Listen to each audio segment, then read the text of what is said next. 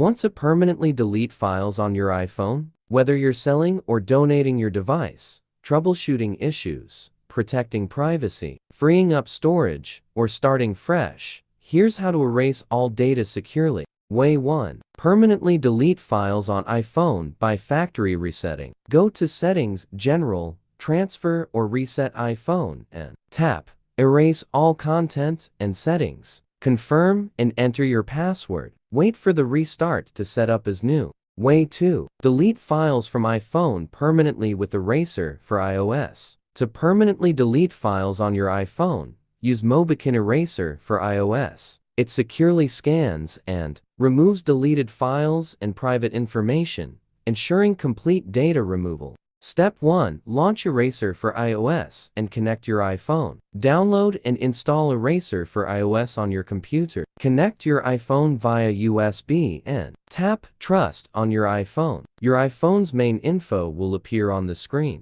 Step 2.